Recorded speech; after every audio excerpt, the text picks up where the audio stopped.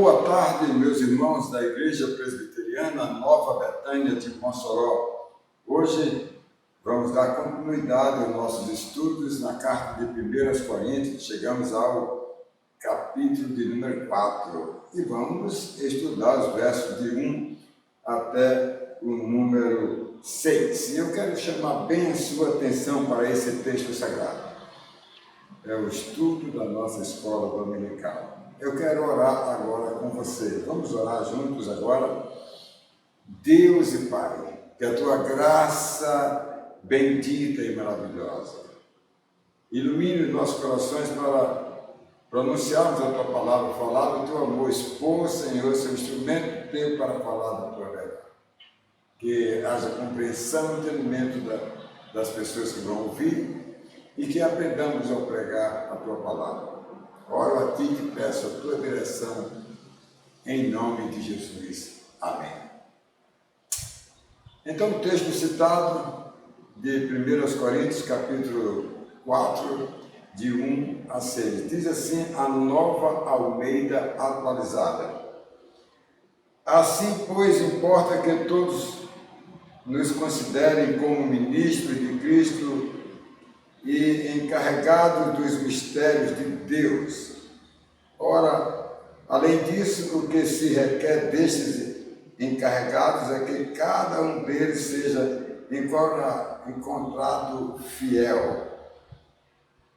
Mas a mim pouco importa ser julgado por vocês ou por um tribunal humano, nem eu me julgo a mim mesmo, porque a consciência não me acusa nada, mas nem por isso me dou por justificado, pois quem me julga é o Senhor.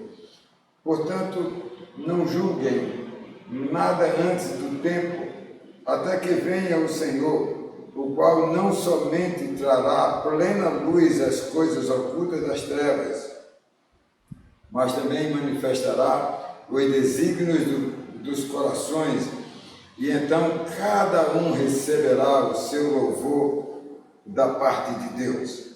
Meus irmãos, apliquei estas coisas figuradamente a mim mesmo e a Apolo por causa de vocês, para que, por nosso exemplo, vocês aprendam isto.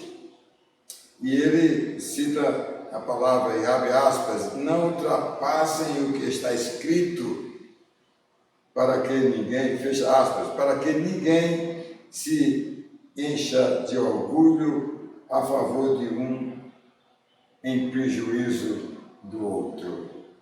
Quero bem a sua atenção e eu vou destacar os versos de número 2, verso de número 4 e o verso de número 6. Eu quero destacar e trazer você para a compreensão desses textos das Escrituras Sagradas. É uma carta fabulosa que traz instruções, orientações, as mais necessárias para a Igreja do Senhor em nossos dias, pois os acontecimentos não parecem ser diferentes. O primeiro verso que eu quero destacar é encontrado fiel, verso de número 2. Uma das minhas orações diárias é pedir a Deus que me mantenha fiel ao seu chamado, pois a fidelidade é a marca cristã, a marca do crente, é a fidelidade. Isso é muito importante, porque sem a fidelidade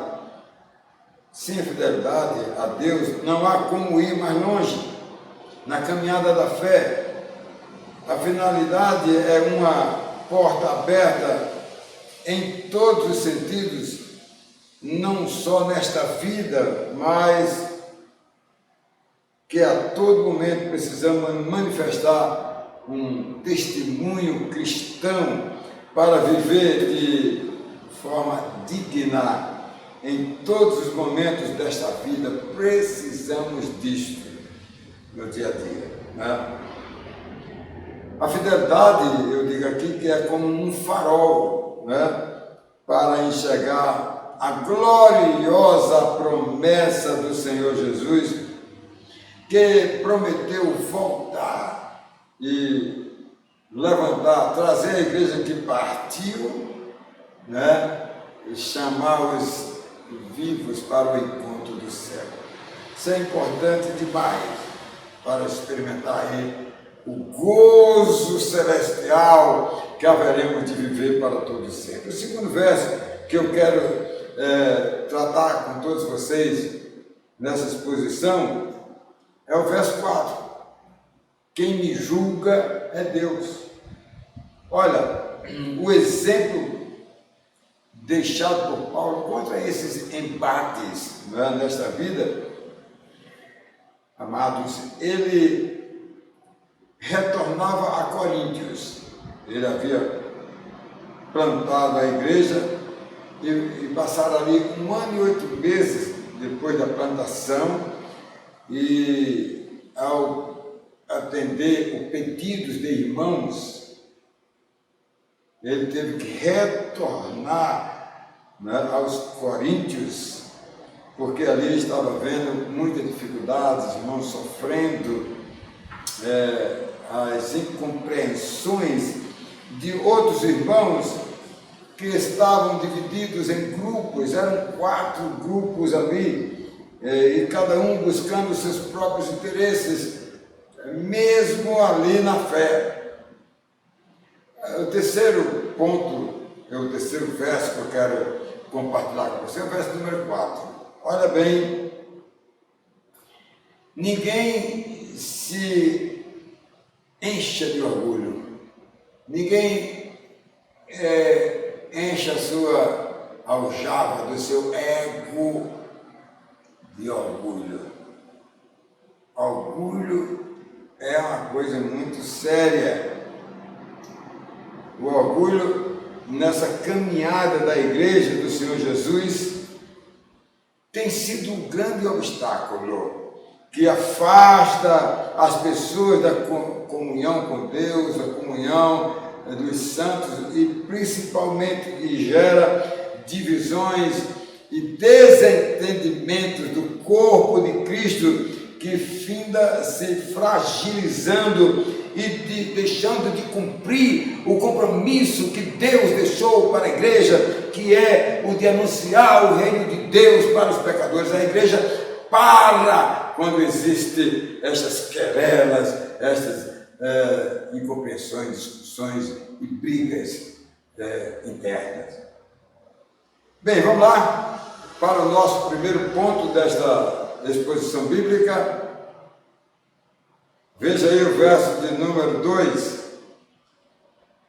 Encontrado fiel. Que coisa fantástica Paulo passa para nós, né? Precisamos aprender isso. É uma coisa que eu busco.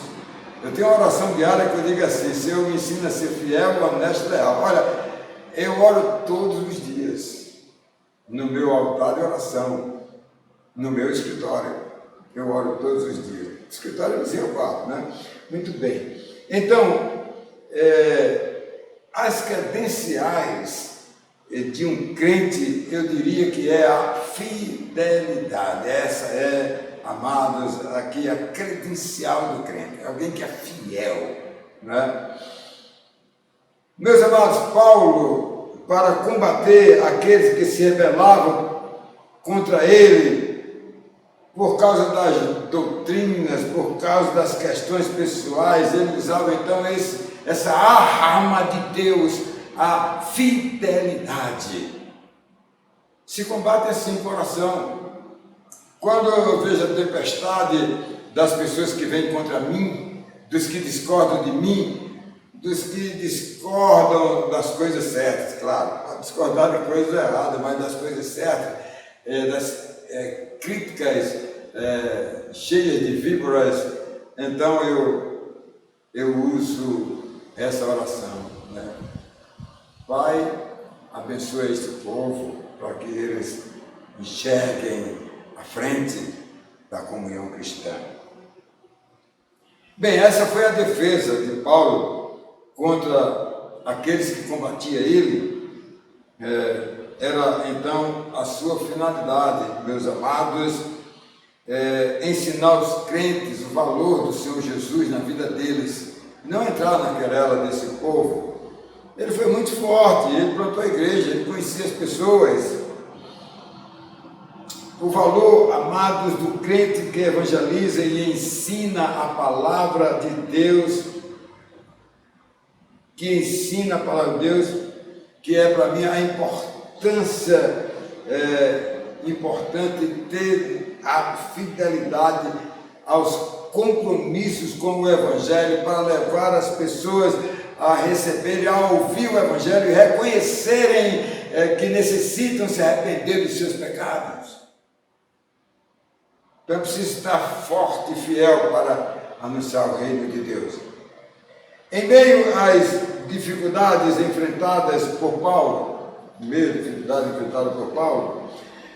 ou como a todos, como hoje, em nossos dias, que servem ao Senhor, amados, teremos que estar sempre atentos. Aqueles que se acham cheios de conhecimento, cheios de dominações, né? Cheios de aliciamento, né? Cheios de aliciamento para poder, assim, amados, gerar cada vez mais obstáculos na vida da igreja, para trazer prejuízos, atraso, impedimento da igreja prosseguir e evangelizar e plantar igrejas. Precisamos estar com cuidado contra essas pessoas. A melhor maneira de agir contra esses opositores parecidos com os grupos de Paulo, esses de hoje, né, parecidos com os grupos de Paulo, é viver a fidelidade a Deus, é amar a todos, no objetivo de chamar a atenção para a ação da igreja diante de um mundo grande, perdido, que precisa ouvir a voz do Evangelho. Olha, fique firme e fiel no Senhor, que todas as suas lutas serão travadas, não conosco. Eu não sou de nada para travar luta com ninguém. Eu acho as pessoas muito vencedoras na minha frente. Acho, né? Meus opositores, mas como superar eles? Bem, é Deus que neutraliza e envergonha aqueles que lutam contra os seus santos.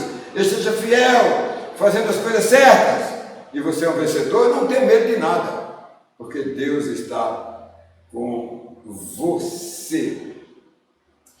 O zelo de Deus é para aqueles que se encontram fiéis. É o zelo de Deus. Aqueles que são fiéis, estes são suficientes para formar um grande escudo de proteção contra esse lado do inimigo. Deus os protege com um grande escudo que não permite que o inimigo faça males. Muitas vezes, daqueles que desejam ser o tal, que tudo sabe, que tudo tem o comando, o controle, que manda em tudo. Olha, mas Deus manda em todos. Em segundo lugar, eu quero falar sobre o verso número 4. Olha o que Paulo diz, né? Quem me julga é o Senhor. O posicionamento de Paulo era manter a cautela para não precipitar. Erram muito quem se precipitam. Né? Ele tinha certamente as informações dos procedimentos dos corintianos, daqueles 4 grupos de divisão dentro da igreja, que se rivalizavam entre si, né, dentro da igreja, em questões doutrinárias, uma oposição entre eles mesmos, o grupo A, grupo contra o grupo B, e assim por diante, né? Tudo isso eles debatiam e discutiam sobre isso, E eles colocavam também dúvida no apostolado de Paulo. Os caras que ele plantou a igreja. Isso é natural. Eu vivo isso. Igrejas que a gente planta, que às vezes vai alguém que plantei a igreja da qual alguém nunca me deu nenhuma atenção, mas eu acho muito bom que ele vá em frente. Acontece em muitos casos. Paulo, ele mostrou para eles e deu todas as provas, calando aquele povo que discordava dos assuntos que eles brigavam, né? E Paulo foi muito mais longe, esclarecendo e advertindo a igreja corintiana a viver a fé cristã, a crescer e a prosseguir. É isso. As pessoas com facilidade têm a audácia de julgar os outros, não é? Isso é uma verdade. Por discórdia de qualquer birimbela, qualquer besteira, qualquer picuinha, se levanta gigante contra os outros.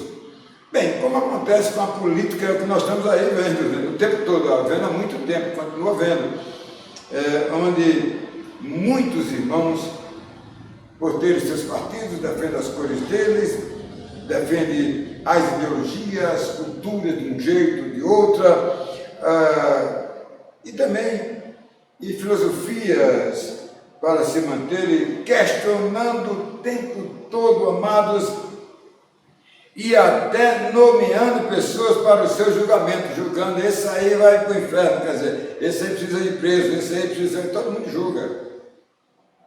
Na igreja, estas divergências também se manifestam naqueles que acham que a igreja deve ser tradicional, ou atualizada, moderna, e assim por diante. Essas razões são alvo de discussão, amados. Pessoas discutem e se deflagram uns contra os outros, amados, quando se trata principalmente de doutrina. Esse negócio de calvinismo, esse negócio de arminianismo, esse negócio aí de outros nomes aí, figuras, nós temos que tratar do nome de Jesus, esse que supera tudo, todas as coisas. Somos muito gratos a esses grandes estudiosos, Calvino, Armínio e Agostinho e tantos outros, que nos deram grandes ajudas de interpretação bíblica. Mas o foco, amados, deve ser Jesus, amados, né? E aí eles vivem tratando da questão doutrinária, da liturgia, discutem a liturgia da igreja, o governo, né, que eles têm, que eles se direcionam, e tantas outras coisas, amados, e muitos desentendem-se e gerando assim separações, prejuízos, caminhada na fé e tantos outros problemas que afetam e que atingem a igreja do Senhor Jesus. Nós precisamos estar atentos como crentes, não deixar de orar e estar o tempo todo orando, meus amados, para superar esses problemas. Olha, a igreja e a sua liderança, ela deveria e deve, né, ter o cuidado de se ater aos princípios do que diz as Escrituras Sagradas. Nunca ela estará, amados, embaixo, nunca, das necessidades de se conversar a Bíblia Sagrada. Na visita de Jesus Cristo, amados, ou melhor, na volta do Senhor Jesus, quando ele voltar, presta atenção, como Paulo deixa bem claro aqui no verso 5, que nós acabamos de ler, olha o que diz, o verso 5, portanto, não julguem nada antes do tempo até que venha o Senhor, o que não somente trará à plena luz as coisas ocultas das trevas, mas também manifestará os desígnios dos corações, né? Ele vem para fazer o julgamento, esse último final, e aí sim a gente vai ver o julgamento verdadeiro que nos julga diante dos nossos atos, das nossas atitudes, daquilo que fazemos. Olha, as ações dos corintianos questionadores, julgadores dos seus próprios irmãos. Paulo esclareceu a eles tudo que eles precisavam ouvir. Eles precisam ter uma consciência tranquila para trabalhar as coisas corretas da igreja, viver a prática da palavra de Deus. Pois, amados, questionamento por coisas frívolas, não se sustentarão na igreja do Senhor. Passa. São amados o tempo todo como atos, muitas vezes, de provas, aqueles que estão destoando da fé, ou provando que não são da fé. Esses saem, deixam. Não há problema. João disse que saíram do meio de nós porque não era de nós. Saiu da igreja porque não era da igreja. Ele diz isso para nós.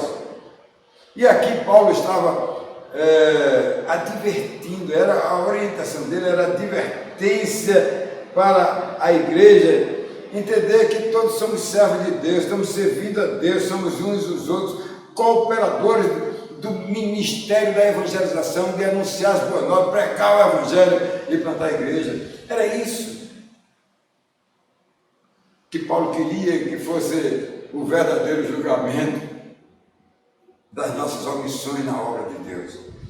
Em terceiro lugar, o verso número 6, que diz: ninguém se enche de orgulho. Ixi, é o que mais nós vemos hoje, em nossos dias, como era naquela época. Se Paulo já combatia, porque aquela época era carregada de orgulho, vaidade, de palavras, de atos, de luxúria, de tanta coisa. Meus amados, o grande prejuízo de muitos irmãos, não resta dúvida, amados, que passa por esse negócio chamado de orgulho, de vaidade, como se a pessoa fosse a única no meio das outras. Ela atrai tudo para si, como se não fosse um servidor, um dispenseiro, como diz a versão anterior da Almeida. Olha, na época de Paulo em Coríntios, era exatamente o que vinha acontecendo, aquelas brigas e disputas por território. Para essas pessoas, amados, que estavam na igreja, viver essa onda de disputa, isso é terrível. A igreja é um lugar para adorar a Deus. Nada diferente de hoje, quando muitos crentes, meus amados, prestem atenção, de um modo geral, vem se arvorando em seguir o exemplo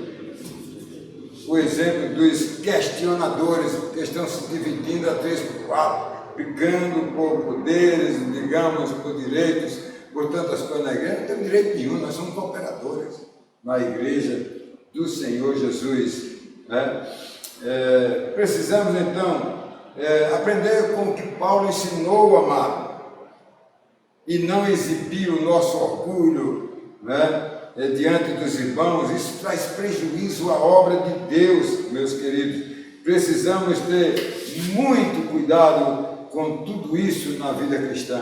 Não há como a gente não superar o nosso problema.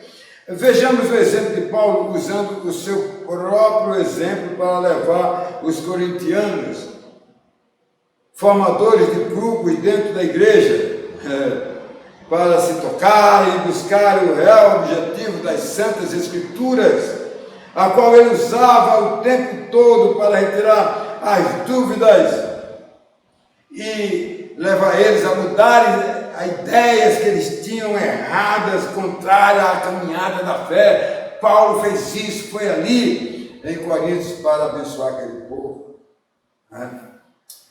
Paulo, meus amados, recomendou que cada um considerasse o seu irmão e tivesse atenção, amados, como fica claro aqui no verso bíblico aqui. Olha, meus irmãos, apliquei estas coisas figuradamente a mim mesmo e a Apolo, por causa de vocês, para que por nosso exemplo vocês aprendam isto.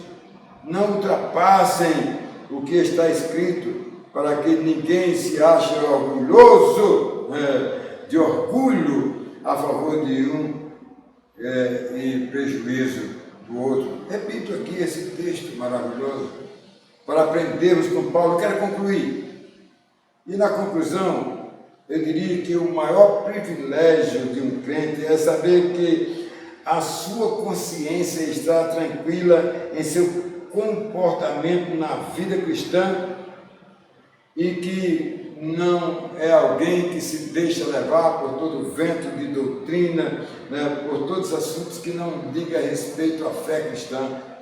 Então, que esteja fiel às Escrituras Sagradas. E ainda mais, amados, as pessoas julgam de forma aleatória o seu próximo. Eu diria, quer seja na sociedade, quer seja na própria igreja, usadas as ações que são praticadas. Precisamos ter cuidado, nós precisamos trazer o bem para o próximo e não o mal. Em qualquer tipo de disputa, o crente deve ter todo cuidado para não se estribar a favor de um ou de outro, de A ou de B, e que traga prejuízo a eles e também à igreja do Senhor. Então, precisa-se ter todo o cuidado necessário, para saber aplicar bem. Eu queria deixar uma ilustração, Dedé. Olha aí, a história de dois homens que pegaram o avião e foram para uma cidade, e os dois se encontraram ali, um vizinho do outro, nas acomodações. E depois de algum papo que eles estavam ali conversando, um disse para o outro: você está indo a serviço ou a passeio, meu amigo? Aí ele disse: nem uma coisa nem outra, é uma bronca antiga. Ah, é? Pois bem, que bronca, rapaz, é essa? Ele disse: eu tive um probleminha com a lei, isso não vai dar em nada, Porque você é contra a lei? O companheiro disse, Ele disse: é companheiro da lei? O que foi que você fez que ficou contra a lei? Ele disse: eu cometi um homicídio. Vai ser julgado? Ele disse: bem, sim, eu vou ser julgado, mas vou aqui tranquilo para a cidade lá, sem nenhuma preocupação. E aí o companheiro perguntou: você matou alguém para se defender? Em legítima defesa? Ele disse: olha, meu advogado vai ver isso aí, vai resolver tudo isso aí, não foi bem assim, mas tudo vai acabar bem. Bem, faz tanto tempo, eu acho que isso já até deve ter prescrito na justiça. Muito bem. E ele então disse: desculpe dizer, mas eu estou te achando tranquilo demais. E se fosse comigo, acho que eu estaria morrendo de medo. Ele disse: que nada, rapaz, eu estou tranquilo porque a maioria dessas causas acaba em pizza. E ele disse, não, é bom assim, né? Não deve ser assim. Tem muita gente atrás das grades, estão presos. É gente pobre, neste país só vai preso quem é pobre. E o que não é o meu caso, eu sou rico, eu tenho dinheiro. E o amigo lá disse, olha, não é bem assim, meu. As coisas estão mudando, tem muito rico também sendo preso. Né? Aí ele disse, mas meus advogados me esperam, se a coisa complicar, a gente manda comprar o juiz, né? Tudo, pois, a gente se resolve. É assim que quem é rico faz, né? Bem, naquele momento, a cabine de comando do avião disse, vamos interromper, nós vamos pousar e afivela os seus cintos, bote aí todos os cuidados, a mesinha e tal. E aí eles desceram e lá no saguão do aeroporto, eles se despediram, né? Um do outro ali. E disseram, né? Boa sorte para você, amigo. Imaginando que nunca mais iria ver aquele senhor. Mas o destino tinha ido lhe dado uma grande surpresa. E aí, quando foi no dia seguinte, os dois se encontraram. Aquele homem era um juiz que ia julgar aquele outro. Né? Bem, um era o juiz. É assim. E o juiz, no meio da viagem, já sabia quem era o réu. Certamente aquele homem foi condenado e foi preso.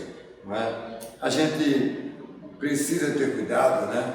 Aqui o tema dessa ilustração é bom andar de boca fechada, cala a boca, não diga nada. Né? Muito bem, Paulo foi tão sábio que ele disse que ele tinha o maior cuidado do mundo. Né? Quem julgava ele era Deus, ele tinha que ter a consciência limpa, eu e você, nós precisamos ter a consciência limpa, né? Para podermos assim, meus queridos, amados irmãos, servir a esse Deus, né? E ser alguém que possa ser encontrado fiel. Amém?